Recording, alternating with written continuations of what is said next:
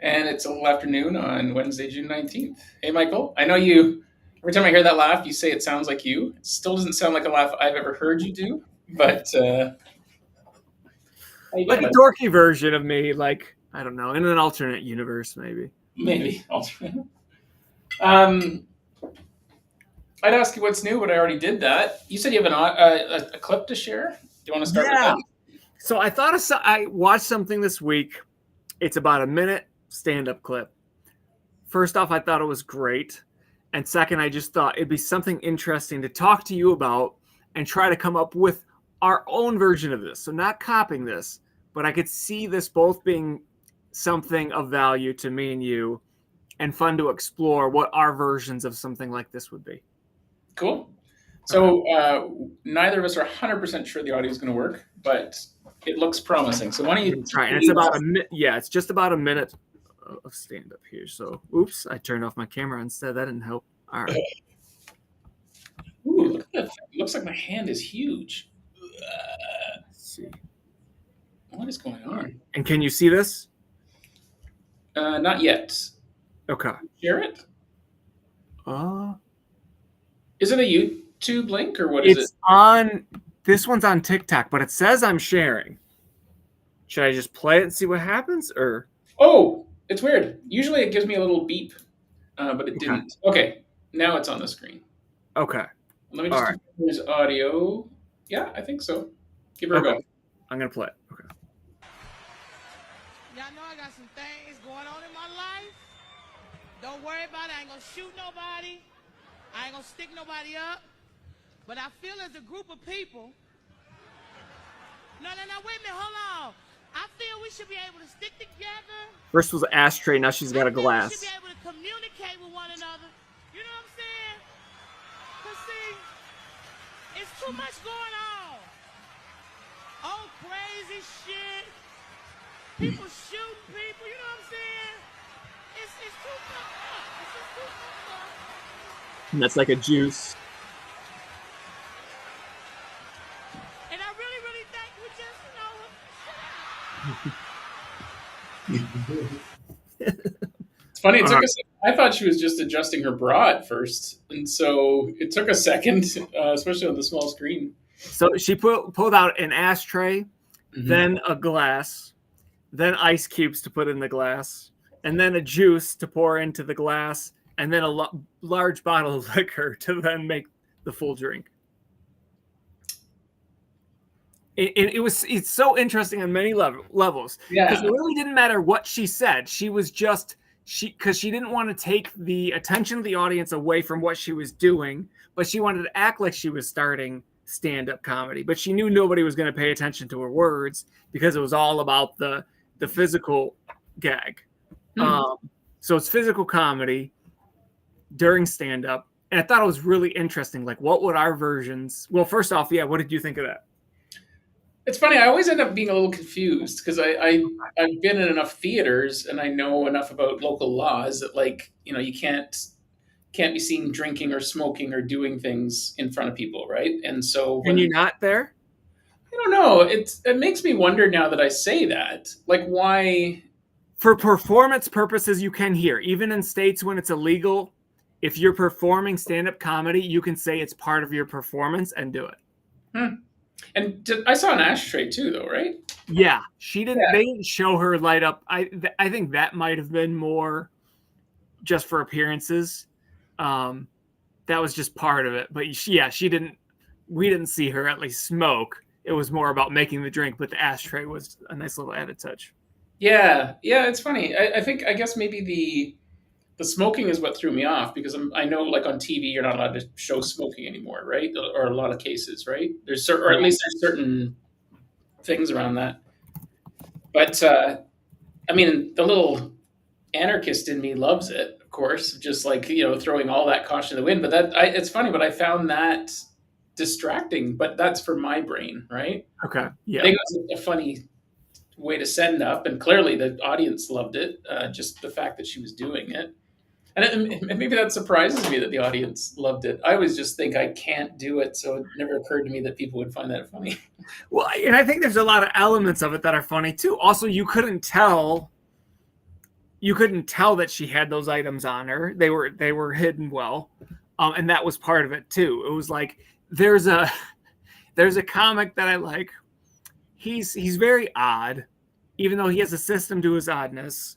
His name's Casey Rocket, and sometimes he'll perform like 20 minutes of stand up, and he has a really odd style. He moves around a lot, and then he'll go and he'll pull out a key. He calls it the Dutchman's key, and it's basically just a joke for himself. Usually the crowds never find it funny. I find it funny. But for like 20 minutes, he's performing stand up with the key in his mouth the entire time, and then just pulls it out as like a gag. So I love it because most people hate it because it doesn't add anything to stand up. It's just like for his own amusement or a challenge. Like that's why I love it, because it doesn't make sense. You hold a key in your mouth, so you make it more difficult. You worry about swallowing. You distort how you talk just for that gag, like 20 minutes into a set. yeah, I guess that's where my question was going to go. Is like, could you tell something was in his mouth, like he was struggling with words, or that's the Pretty good at it at this point. yeah. I could once, and then another time he did it, and I wasn't expecting to see it. That's funny. My camera's not exactly centered. It's giving me OCD. The that's interesting, man. So just thinking of so I was thinking of like your drumming, the hypnosis and all that, and the performance art, and what other little things like that could be a surprise and very funny or add to the overact. And I was thinking about that for me too. What would I do? What would be like a very white dad version of what she did, you know? Mm-hmm. I don't know. Like I thought it'd be a fun thing for us to play with. What would be a very white dad version? I was thinking like what pocket protectors or pens or like what go ahead. Well, just like you're talking about a visual gag, right? Like something and why they'll just ask why is that curious to you? Do you want people's eyes diverted? Are you looking for a hook? I'm curious to and you brought it today as like, hey, let's talk about this. So I'm curious about all those things. I think the main thing is like a mental exercise, something fun, something different. Mm-hmm. Also, just not being, I don't want to say not being comfortable, but looking for other opportunities, not being closed-minded when it comes to other forms of comedy. Like, because most crowds aren't expecting you just to pull something out. Like, you don't see a lot of that unless you're Carrot Top, but then his whole shtick is is props, and I don't want to be a prop comic either. But I think it's interesting just thinking of how something like that could work, because she's not a prop comic either. That was just part of her set. Yeah, well, and I guess that was going to be my follow-up question. Was I don't think I recognize her necessarily, so I don't know if I've seen her stuff.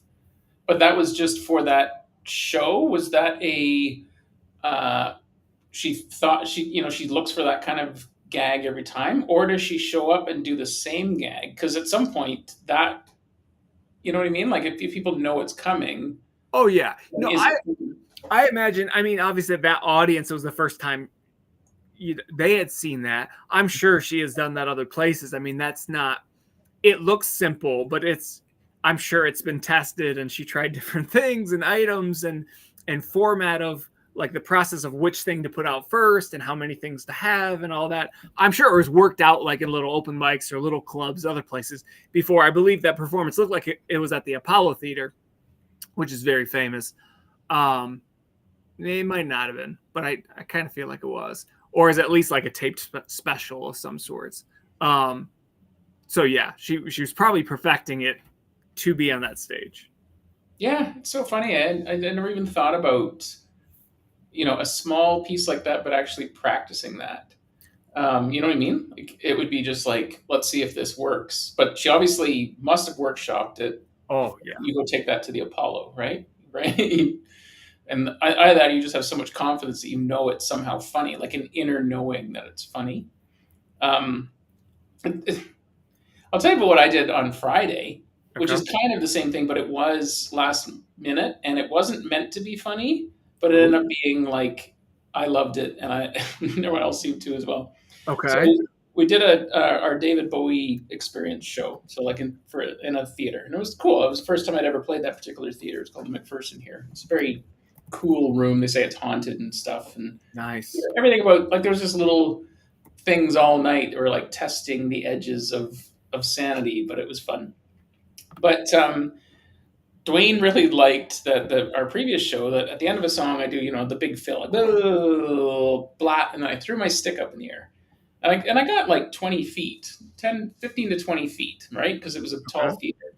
And it's pretty risky to do that, for one. If it's not something I really practice, I wouldn't even practice which fill to figure out where my hand was going to be. All I know is that I hit the snare drum, and as soon as I hit it, the other hand, it's like a whipping motion. So it kind of looks kind of cool too, because you hear a snap and then the stick goes. So I did it again. I did it Okay. at the end of the first set, the end of Suffragette City. It's just like a cool ending. And the plan was I was supposed to do it at the end of this song, Let's Dance. But about 3 songs before we got there, there's a moment where I'm off stage and they're doing like what they call the trio for a song or two. So I'm off stage and I have this old friend, Anton, that I reconnected with. We're already like playing gags with each other. And I said, you know what would be funny? I said, instead of throwing the stick in the air and the band's like looking at me, right? This is the one time where they turn to look at me because it's going to do this. And then they're waiting for the ba-da. Wouldn't it be funny if I threw it to the left and then as though it had circled the globe, you could throw it from the right, right? Awesome. So I was like, do you want to do that? And in my head, I'm like, oh, is this going to piss the guys off? And I'm like, you know what? I'm just going to do it. This is fun. So we even practiced in the hallway. I had maybe 4 minutes to practice. So I go and so I'm on stage, and I even said to him, you know what? I might chicken out. I might just do the other one, but we'll see. But as we got through like 3 quarters of the song, I could see him in the wings, Okay. and he was looking at me, and I could tell he was like looking forward to it. And I'm like, oh, I guess like here we go. So it's the same thing. And the band is all looking at me, and Dwayne's there with his microphone stand over his head. And then I go, plat, and then I go, whew. And I could just see out of the corner of my eyes as I'm getting ready to catch the stick, they're both like, what is happening? Right? They're tracking what I did. Then I turn my head this way, knowing that the stick is incoming.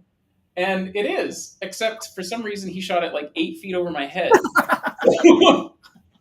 So as I turn, all I see is like I haven't seen the video footage yet, but Okay. I'm sure it's me going like this. Like, no chance. I don't have 6 foot of jump. And so I just kind of looked at him and laughed. And then, I always had a stick nearby because Okay. in case you just drop one or break one. So I Yeah. just put that, and then we played. In my head, I think people were laughing and I heard it. You know what I mean? Like it was just happened so fast. But I loved it. And then backstage afterwards, I saw him. He's like, "Oh, dude, I'm so sorry." and his daughter's this amazing ball player, and like he's a sporty guy, right? So it wasn't like he didn't know how to throw. He said, "I don't know what happened. It left my hand and just went, just not at all what he was thinking." So in the moment, it was beautiful. It was like I can't bottle that. The next time, it would probably be thrown perfectly, and it would be cool. But this was way more enjoyable. And then later at the end of the night, we're packing up the drums, and Anton's nearby, and I'm like, "Hey, Anton, can you throw me that cable?" Like just give me like one of those little laughs, right? With all of his union stage crew present. So it was in the moment. It was an in the moment funny thing, and hopefully I'll have the video to show at some point because I just think in itself it was just could have been well executed, but would it have been? Is it better that it didn't work? And then Kind of. would you do that Kind of. again? I think you should try if you have the opportunity. I think trying it again would be awesome. Like both ways. I don't know. Keep testing it if you have the opportunities to. I think it's awesome. Like as an audience member, I would either way, I would find it entertaining. Mm. Whether you caught it or whether it went way over your head, both are kind of funny. Yeah. So the same thing. Like, is it funny if it's well rehearsed?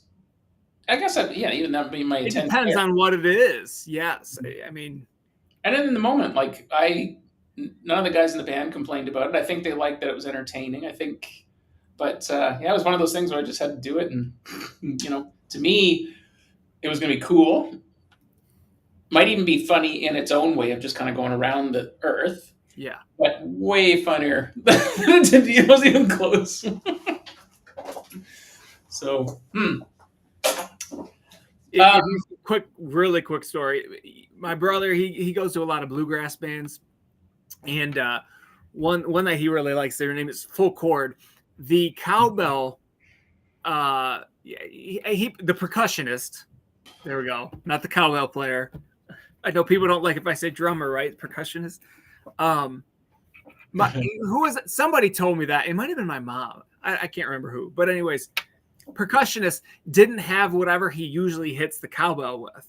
So during the concert in a song, he grabs a lighter out of his pocket. He hits it against the cowbell and it instantly explodes. oh yeah. And he didn't know what happened. And like, there's video of it and everything. And my brother, he's an artist. He does wood floors too, but artist on the side drew like now their new logo is the cowbell with an exploding lighter on it. Really cool. But And is that because it caused a spark by smacking the lighter, or it actually, I guess, the trigger? well, that can when we were kids, we did dumb things like we would throw lighters on the ground and it would explode. They're the little disposable lighters. So the cheap like Zippo ones, they explode if they hit something hard enough. And he found that out the hard way. Okay, there's so many things I want to talk about now. All of a sudden, one is I think there's 1,000 drummer jokes, and I wonder if I can incorporate that just by weaving that in. Like being a drummer, and showing up to gigs, it's always like I'm treated like a secondhand citizen by the other musicians, and it's kind of an underlying joke, but sometimes it's not a joke. so I think there's humor, but also the richness of content there. People actually like somehow dismissing your craft. But then before we go there, if we even go there, I just want to get one of those things where, like, if you were like to say, "I'll see you later," and then go poof, and drop like a smoke bomb. Like I actually spent at one point trying to find smoke bombs that were safe. I guess it really isn't. Most people don't consider anything called smoke or bomb as being safe, but I'd love to just like leave a situation and be like, I gotta go, and then just disappear behind a tree. So I don't know. Is that something you can get at a joke shop? Is that so the little ones? It's not enough to like cover you where they can't see you, but it could be like a small one where and this is another instance where it might be funnier if you pretend like it's gonna cover you, but it's just like a little psh, and then you walk away. Right? It might be funnier because you do it like that. It kind of like that. What was that movie with Steve Carell and Jim Carrey and Steve Buscemi, where they were kind of like Siegfried and Roy at this comedy or this magic show? Have you not seen that movie? I don't know if I have. Oh, dude, it's really, really interesting. It's basically, I think the best way to describe it is it's Steve Carell and Steve Buscemi as these comedy brothers that learned to hate each other but had to do this show in Vegas. So it's kind of like a Siegfried and Roy kind of thing. Okay. And then there was this other magician who was very Chris Angel-like and played by Jim Carrey. And so his role in it was really good at it. Like I don't know what it's called. It's well worth it. But there's a scene in it where like Steve Carell's character, his ego's off the charts. Okay, Incredible Burt Wonderstone. I haven't seen it. Yeah, dude, it was such a weird one. Okay. And it seemed like there wasn't many of us that watched it, but it was such a neat film. But what you're describing with like having this smoke bomb and just being like, poof, and it's just ridiculously ineffective. Yes. They have a whole scene in that movie where Steve Carell's character is all egoed up and drunk and just going through the motions of the show, and it's just so bad where you see him like crawling behind the stage of these props, and it's just so sad. He's just going through the motions. Yeah, check that movie out. I think, especially from today's conversation, I think you'd appreciate that movie. Okay. Yeah, it makes me think of not Tobias, Job from Arrested Development as well. Just his terrible. Mm-hmm. What if you ran with that? Had a little illusionist.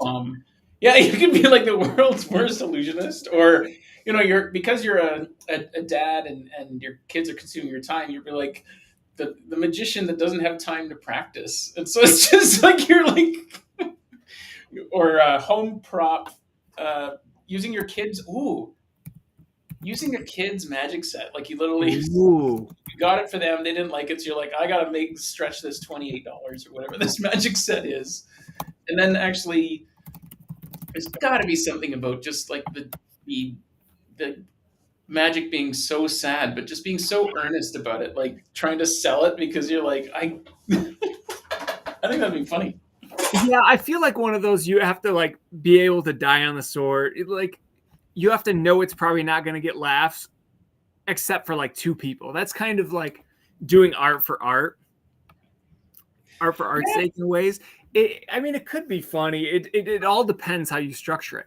Another thing, so yeah, we're having a good conversation when we can't stop thinking of other things. My biggest pet peeve, and I've seen this done maybe 5-6 times at different mics, and it has never worked. People try to come up and do a whole set that is like the bumbling stand-up comic who can't form a word or like forgot their material, but it's planned, and they do it for a full like 3 to 5 minutes. I've never seen it done funny. Like almost like Andy Kaufman, except like 50 years later, and they're not as skilled, and there's nothing funny about it. That's what turned me off of that place I told you about, where I drove to comedy. Did somebody try that there? The bartender did. So the bartender actually went up and did a set, and it was exactly like that. Oh, it was no. so weird and deadpan, but he was also the guy serving the drinks to people. So just everything was. I just was like, oh my God, what are you doing? And he did not get any laughs with it either. It was just this weird.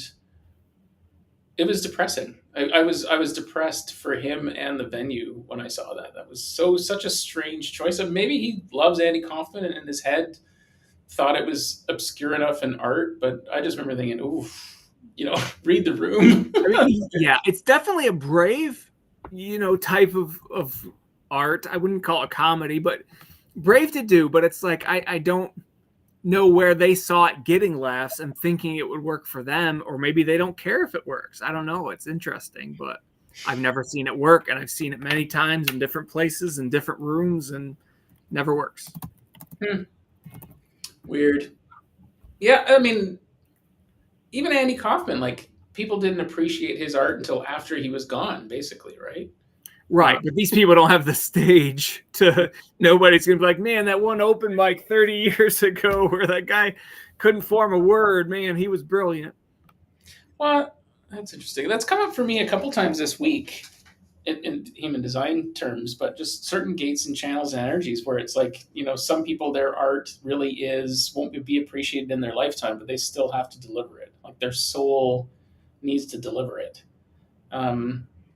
It's so interesting. I feel like I'm a risk taker, but I also like to laugh. So I wouldn't want to like take such a risk out there where be like, someone will laugh about this 20 years from now. That doesn't seem something I want to inspire to. So that's yeah, but even like Andy Kaufman, I think he was genius to an extent, but I still don't find his comedy funny. Some people might like and at least he was original. The people since then have not been original. It seems to be, I'd be interested in watching if it was like a unique take on it or a different form of it, to some extent, but it's not.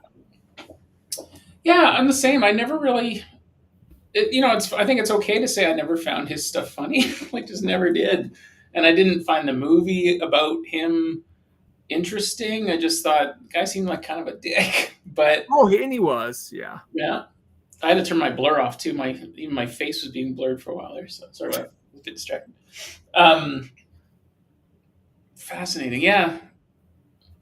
So let's talk about Andy for a second. Like, why do you think in his head he thought it was funny, or so here's a follow, like not even a follow-up question. Yeah. Have you seen the Steve Martin documentary? No, I heard it's really good. I haven't. Yeah.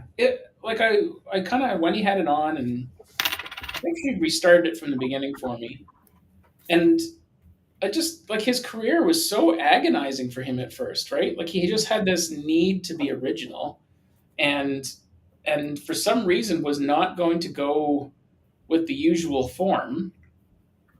And then his comedy just arrived at a point where everybody was ready for it. He like I didn't even kind of realize, but I guess he was a massive star for a decade there in the late Oh, 70s, early 80s, right? Like he was selling out stadiums and everyone wearing yes. arrow hats, and you know, Correct. and that's a joke. The It's not even so a joke once you've seen it once, right? Is it a joke if everyone's doing it? It's so uh interesting. yeah, I mean it's and you can tell how massive he is on this album. Wild and Crazy Guy. He has the King Tut, which I guess I don't know if it went to number one, but his like comedic song King Tut, which if you listen to it, I mean it's kind of cool, but it's not like it was when there was the big King Tut exhibit going around the world, and he made this song and it went crazy, um, like crazy. And he was touring, selling out everywhere. And I really like his comedy, so I have three of his albums. Let's Get Small, Comedy Is Not Pretty. I like Cruel Shoes. I don't know if you've heard that one, but I'm a big Steve Martin comedy fan, but I've not watched the movie yet. That's interesting. And because his stuff is so visual, did it really translate on an album? Yeah, Really, hey? Huh. it does. There's only a couple things that it doesn't, but he's very visual with the thing, and he was not really dirty, but he could yeah, he liked to push things. One of his jokes was like, what did he say? Oh, now it's gonna kill me. But he wouldn't swear, like I don't think, right? He would just, He but he did. He used did, very, not a lot. He yeah. saved it for certain things because there's a joke I was trying to remember, um, where he's talking about touching this girl's Okay. p word, Yeah. and just in case there's anybody sensitive out there, and then like all this or whatever, and try, and then he's like, "Oh, come on, I was talking about our cat," and then he goes, "And that cat was the best lay I've ever had." It was so funny just because like he was acting like people were offended about him talking about being with the woman and then saying no, the cat, and then making it perverted at the end. I love that one's really funny. Well, I mean, that is good. That's so funny. Yeah. So, well, just staying on this track, name your top three comedians, living or dead, as far as an influence for you, and or even let you do five. And is someone at the top? I think recency bias always plays a part of this. I mean, Who made you want to try comedy? Chappelle. I grew up in that era. Dave Chappelle was huge. He's the best at it. I really like his earlier stuff. I went and saw him live and it was not good. I blame the crowd and the timing more than anything else. He's still probably about the best there is. So he would he would be at the top. Nate Bargatze would be close just because he's an incredible clean comic, and the way he's able to tell stories and the way he's created a persona that's just a little bit different version of himself is admirable. Steve Martin would probably be somewhere in the top five. Mitch Hedberg, Stephen Wright are somewhere maybe like 6, 7, like somewhere in there. I mean, there's a lot of comedians I really like. It's hard to pinpoint the ones that I would say like are direct influences. Interesting. I'll give you mine. So Okay. I almost forgot about Nate Bargatze, but he's a recent favorite. And he's all clean. It's all family friendly, which is crazy. But like really intelligent observations. And he poses it as he's being dumb and that he's stupid, but he's not, obviously not. Yeah, I have a tremendous amount of respect for how Bill Burr delivers his material. Yeah, he's there. Yeah, he's in the top 5. He's probably 4 or 3. I mean, we should almost say 10 for sure. So I mean, but because two of mine, like, because Seinfeld would be in there, like he's just amazing. Chappelle's funny, but I I wouldn't even put him in my top 10, even though I think he's probably one of the best ever at just being himself and natural, right? But I don't think I've seen a lot of it. Eddie Okay. Murphy's Delirious was literally my whole summer one year. I could almost recite every line from Wow. that track. Um, I really liked Louis C.K. before he got canceled. I thought he was brilliant. But I think my favorite is Bob Newhart. Like his Oh gosh. stuff. I have some. Yes, there were times. I don't want to look through. Yeah, of course. Now I'm going to go back to my collection. There were times where I looked like a young Bob Newhart, and Oh, really? Hmm. his storytelling capability is about the. There was a time I looked like this version of Bob Newhart, obviously without the beard, but yeah, his storytelling ability is incredible. The way he could paint a scene and play multiple characters in that scene while not even using like voices. I don't know if you remember the like driver's training bit that he did, which was brilliant. Gosh, he was incredible. I don't think audiences have enough patience now for his type of stand-up, but it was brilliant in its time. I think you're right because it would take a while to get the notion across. Like some of his sketches kind of have to build to it because It it's like was slow burns. It was all slow burns, and audiences just aren't patient. They want the one-liners. They want things right now. And the comedy now is there's a punchline every few seconds. Really, like even the ones that don't hit, there's a lot that just keep going. some of his concepts too. Like there was one where he was like, imagine if King Kong and the Empire State Building was a real thing, and being the security guard, and it's your first night on the shift, like first night on the job, and you have to call the night supervisor and say, there's this giant toe in the front lobby. Do we have a procedure for giant toes? And just the whole send up was like a 15-minute bit. He's I thought that was brilliant. And then the other one just he had it was an airline, and they were just the no frills, like it was Oh, ridiculously no frills airline, like well beyond Ryanair, for example, okay. and just describing like the over the mic from the captain as they're describing the flying experience, and then I was thinking the other day, you know what? Someone needs to do a redo of the air, or not a redo, maybe a third version of the airplane movies, because I, transportation has changed so much again. I wonder did, if did you know they're doing a new Loaded Weapon? like as the Mel Gibson one, or do you mean loaded Sorry, Naked Gun? Naked Gun. They're doing a new Naked Gun. Did you know that? I think I knew that. I think Wendy said that a couple weeks ago. Okay. Do you remember who's playing the main Yeah, character? Leslie Nielsen. Yeah. Yeah. Can you Well, do not that? Leslie Nielsen. He's dead. Oh, this is right. No, that's who they're replacing. Yes. So who's doing the new one? Liam. Oh, Liam Neeson. Yeah, which I think is awesome. Yeah, because man, I had this exact same conversation with Wendy. I knew that. Okay. I think we talked about this a couple weeks ago, and like Leslie Nielsen was not a comedy actor until No, right. correct. I mean, he apparently walked around with a little personal fart machine. He called it, and he would just like anytime someone sat, he apparently he was notorious for that all the time. But he otherwise didn't. That's what launched his comedy career. So it's almost perfect that Liam Neeson's in that role of just being like not intentionally funny, you know? Right. Like, because so much of the comedy is being like oblivious to why something's funny and acting like it's not. Being able to act really serious in the silliest, stupidest situations imaginable. We did talk about his appearance on Life's Too Short, right? Have you seen that clip Was that a with Ricky Gervais and Warwick Space Davis is show? there? I can't remember. I do know that was a show where he was kind of himself and had Johnny Depp on one episode, and Yeah, right. correct. Yes. And Liam Neeson comes and says that he wants to do improv. Okay, Can I play it? I don't mind. All right. Let's do this.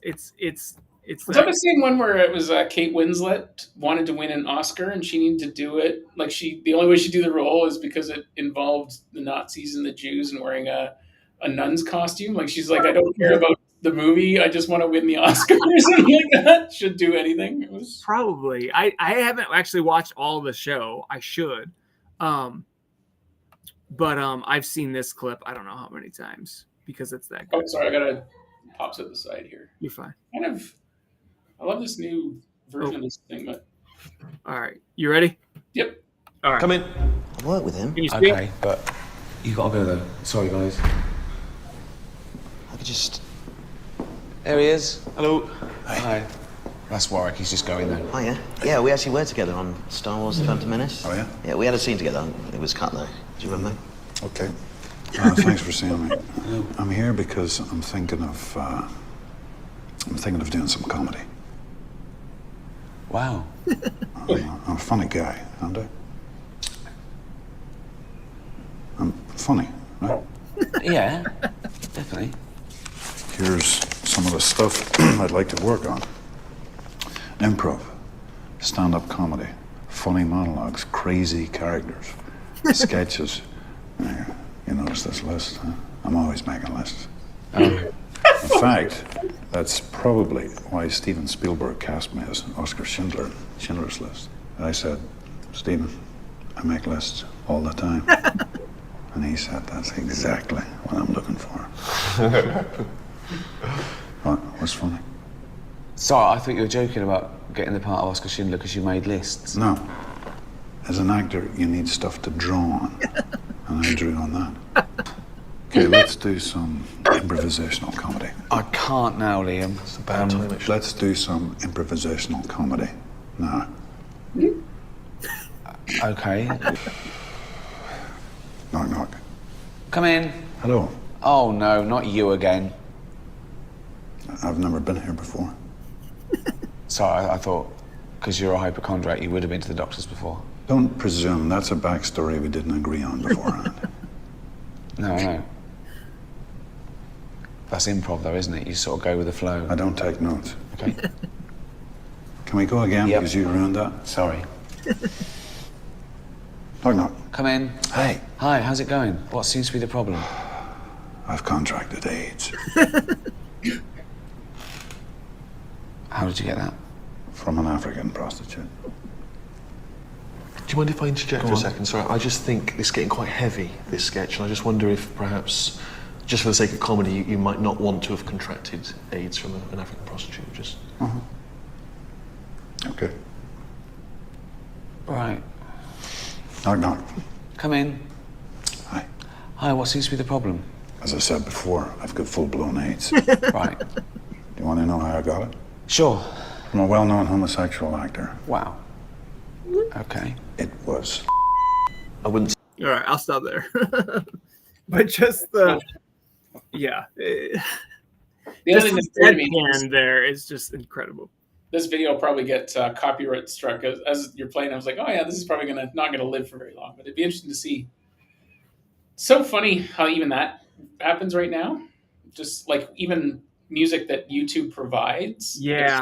ranking their own music despite providing it to like it's getting silly. Anyways, sorry. Let's get back to the sketch. So, or not even a sketch. Like, do you think Liam? Do you think that was written out, or do you think he's like? Because he seems fairly switched on that he could probably ad lib with them, deadpan. You know what I mean? Like he. That's a good question. I think it was probably written out, but I mean, he's got Stephen Merchant and Ricky Gervais right there, two of the most prolific comedy writers in the world. So I would imagine they wrote it out, and they probably just continued scenes and continued pushing each other. So there's a chance that some of what he said was, part of just keeping going. I guess what I mean. My guess is that was 70% written, but with room to ad lib, because just the way they even interject with each other, I don't know if you could practice the awkward timing so perfectly. So it'd be more like that one. They probably did like 60. I have AIDS. I have, just throwing like everything at each other, and then feeling that heaviness. That is something that Stephen Merchant and Ricky Gervais do so well. Just that tension, right? Yeah.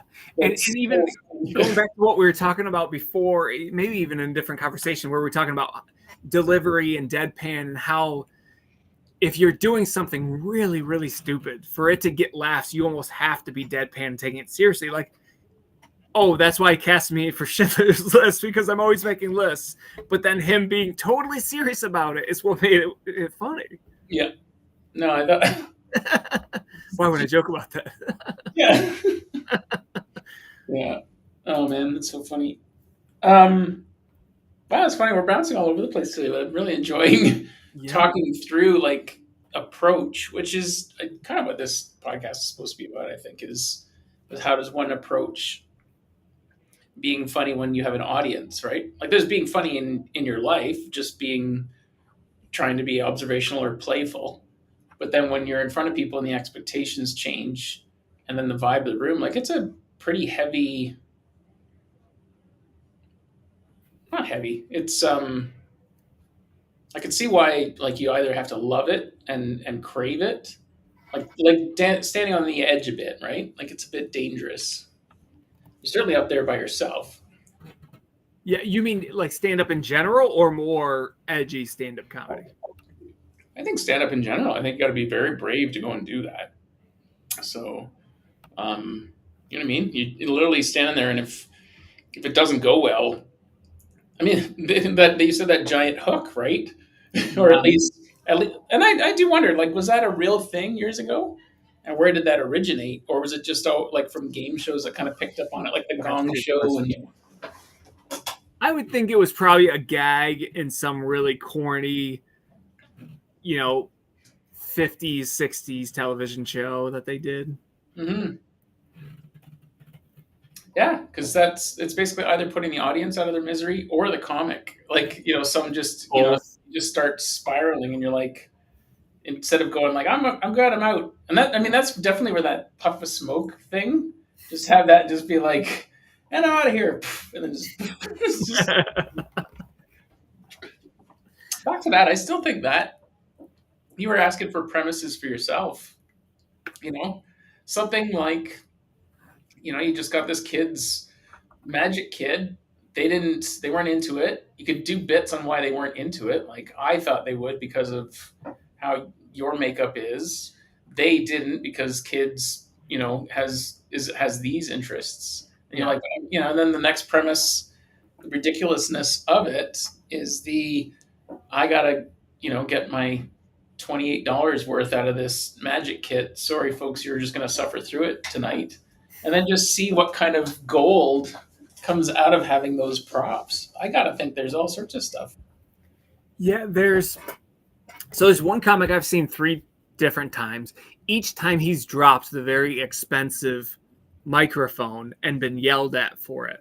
Like he likes trying to do things that don't end up working. That was one of them. Another one, he started it was in a comedy competition. He started a set with 1 minute of not talking, just doing different things.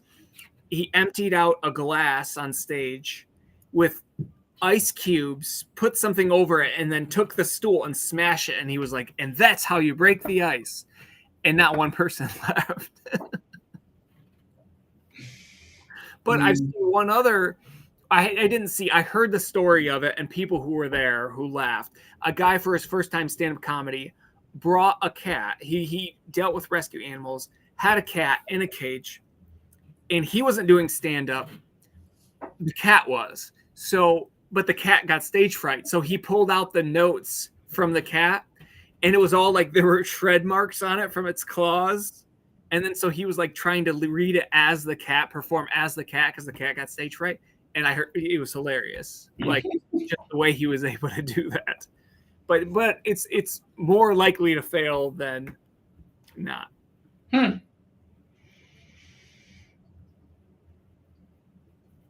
Oh, so many places you could take this conversation, actually.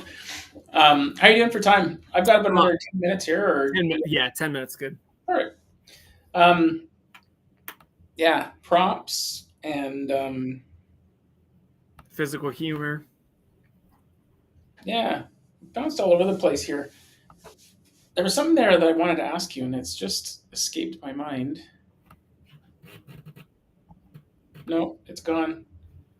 Well, let's get back to favorite. Well, actually, so I didn't finish saying who my favorites were. Ooh, okay. One of the others was Bill Cosby. Some of Yeah. his stand up back then was so funny. Like he talked about this old basketball court at the YMCA and how all the seniors knew how, like, where all the little creaky boards were and stuff, and they'd use it to their advantage. And it's kind of like playing pickleball these days, where it's young people and old people.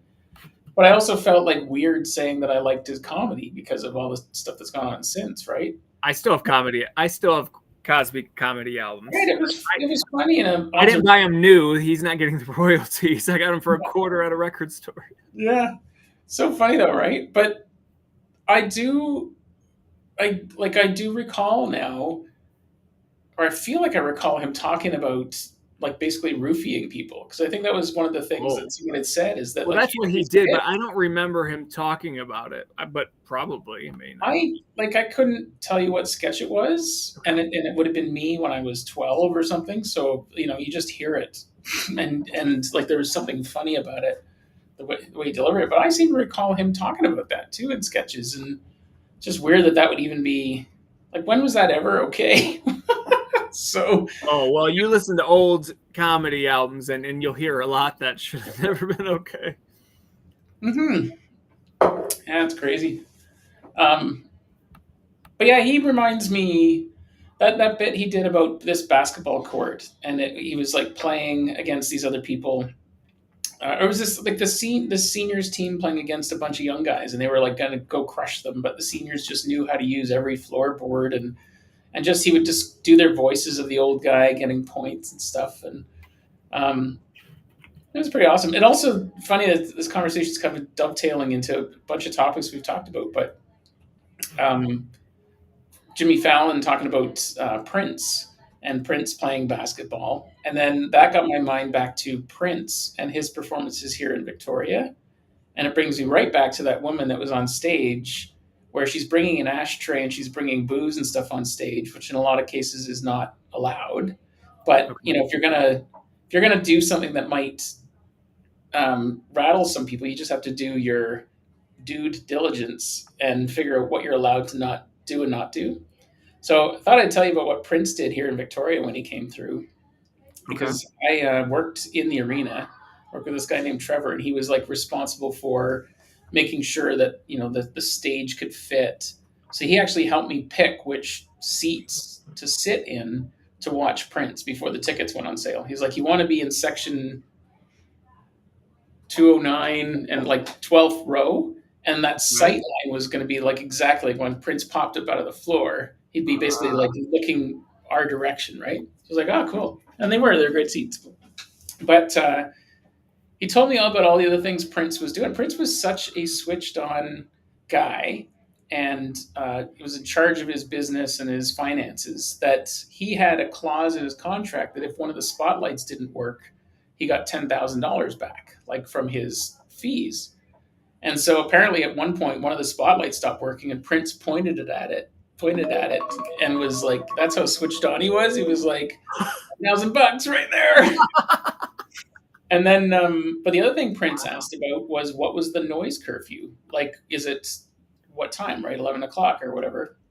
But then his next question is, how much does it cost if we keep playing? And I think the fee was like $7,000 or something. So that if he's just like enjoying it, like he would just be like, "Well, I just saved $10,000 on the spotlight. I'm going to apply 7 of that towards the noise party all night, right?" But what Prince also did is he would have these after parties, and he was notorious for them. And he did it in Victoria. So there was a nightclub here called Sugar. I don't think it's called Sugar anymore. Okay. And he inquired, or he booked it to go to after the show. And I still kicking myself for not going, because I think I even was offered a ticket. Okay. But I really should have gone. But anyways, he invited the chief of police, the chief of the fire department, and the mayor to this after party. So the club was open at 3 a.m, serving booze, and he had all three key decision makers there and present. What a genius! Like basically, if you're going to go and shut them down, what are you going to do about it? You got all the guys. Well, Like, the chief of police is here. yeah, Why don't you talk to him? Yeah. yeah. Like I think that's so incredibly genius. It just is inspiring, actually. So that's how you beat the system. So Prince was a master at that. And it just like when you were talking about that, or when you open with that woman, she's coming on stage and she's like, she could get fined, right? If someone decided they want to be a dick, they'd be like, "Oh, you came on stage, you like people could make trouble for anything, right? You brought an ashtray on stage, you're implying that you were going to smoke. Like someone would be upset about something, right? And so you got to take like calculated risks, and so yeah, it just reminds me to always just figure out what your worst case scenario is if you should come up with it, so that you can deal with those consequences. So Yeah. Did you ever watch Marvelous Miss Maisel? no, I've never heard it. Marvelous Miss Maisel. Maisel, the Marvelous Mrs. Maisel, really, really good.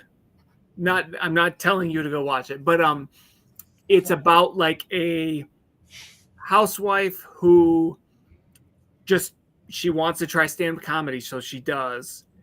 And it's in the time of like Lenny Bruce when he's getting arrested for being too vulgar on stage, and basically she's just a natural at it and is crushing it, and just dealing with like being really good at comedy as a woman in the 50s. Just really interesting. Marvelous Miss Maisel. Mrs. Maisel. It won a lot of awards, was on Amazon Prime show. Cool. And what I've been doing lately, I used to like write these things down and I felt guilty that I didn't go do them. Now I just wait for it to come up again. Yeah. For some reason, that'll probably pop up on my feed at some point, and that'll be the right time to watch that. And it's long, like it's very entertaining, it's very good, but it's an investment. There's like 3 or 4 seasons or hour-long episodes. It's not like, I'm not telling you to watch like a 5-minute skit. It's a longer investment. Cool. We should go. I want to ask you one question though, because you got me thinking now. So we have this community center in Brentwood Bay called Funky Town. As you know, the name kind of came from Tobias Funke from Arrested Development. That was kind of the inside joke from it. Oh. No, we're good. Go ahead. Sorry, I was distracted. Well, I was just thinking, like, do you think it would be interesting to host a viewing of Arrested Development at Funky Town? Wow. Just to bring people out, just to be like, come and watch the show, and we can talk about. Like, I wonder if that would be an interesting thing. I was thinking, like, just do a community binge watch over. We're going to watch 3 episodes a week for the next X weeks, right? Would be fun. I don't know how many people would come if you advertise it. Could you get in trouble because you're doing a public viewing of a private show? Of course, there's always going to be something, right? Like it's just like you were talking about, yeah.